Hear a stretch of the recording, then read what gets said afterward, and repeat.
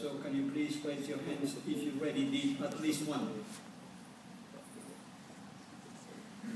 At least 10. At least 50. None.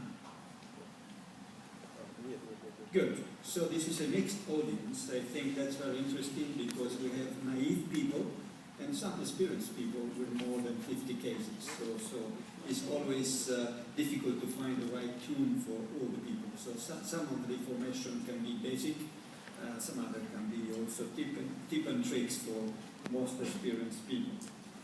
So clearly positioning and port placement is something very important. This is not related to the console activity. This is before. And all robotic radical prostatectomy is a teamwork. And that's why it's so important that you position well your patient. This is the position when you go for a transperitoneal approach. And usually you use a very steep Trendelenburg position, meaning around 30 to 33 degrees. And it will be different from the extraperitoneal approach, but this is the case in most of the centers around the world. And clearly this position is critical because you need to avoid all possible pressures in various parts of the body, meaning the shoulder, the neck, well, the cranium, or at the level of the legs, because otherwise you risk to have some complications after your procedure. And this is especially true at the start of your experience when the duration of the procedure can be over 4, 5, 6 years. So the more is the duration of the procedure, the more you have the risk to have some nerve damage or in extreme case also compartmental damage to the patient.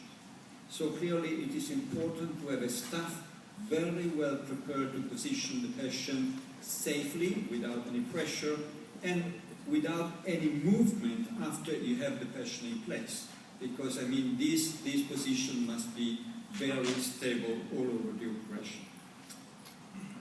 You can have a lot of geometrical consideration regarding port placement. This is a general issue regarding laparoscopy, so to have a good triangulation of your instruments. This clearly is not so important in conventional laparoscopy because you have the internal 7 degrees of freedom of your instruments.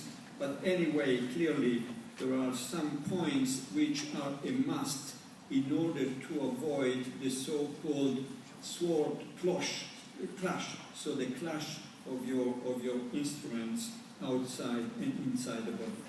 So the first step is just to induce the peritoneum. Well, you can use the Burris needle as usual or the Assan technique, nothing special on that. And then this is our port placement.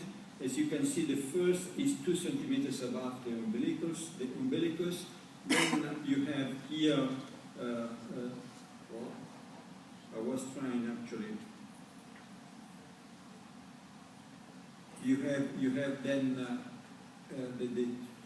the other 3 robotic ports, and as I will say, we usually use the 4th robotic port on the right side instead on the left side, and we'll tell you why. And this is, again, you have also the little port, the 5mm port for the aspiration, and this is critical for the assistant, and the higher it is, the more space the assistant has to help you at the table. There are several tricks regarding also the docking of your chart. And actually, I really invite all the naive people, but also the so-called expert, just to have a view at various video clips which are available in the Intuitive website. Because there are various tricks which, if they are not very well known, they diminish how you can use safely your instrument. So this is one of the tricks.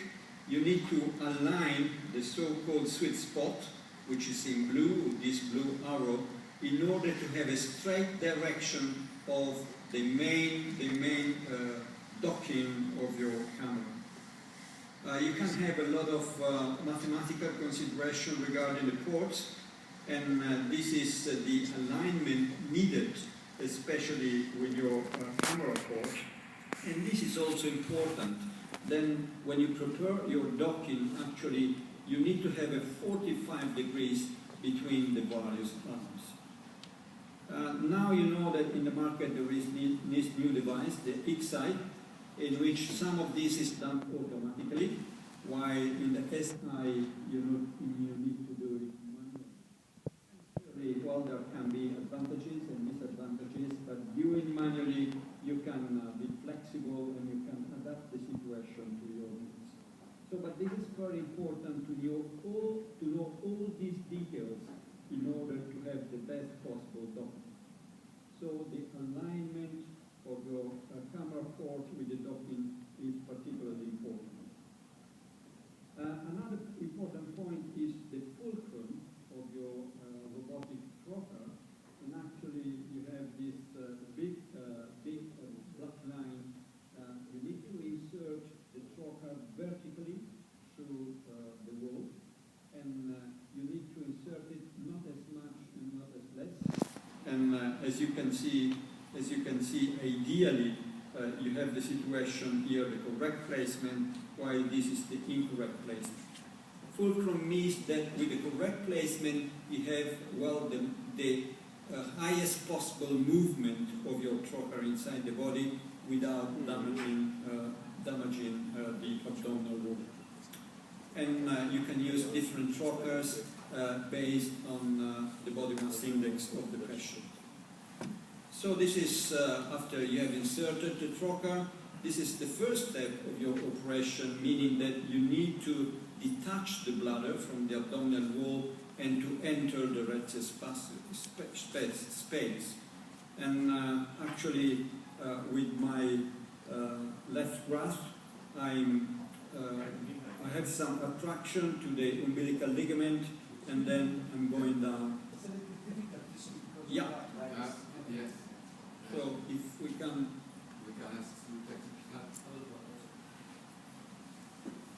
Thank you.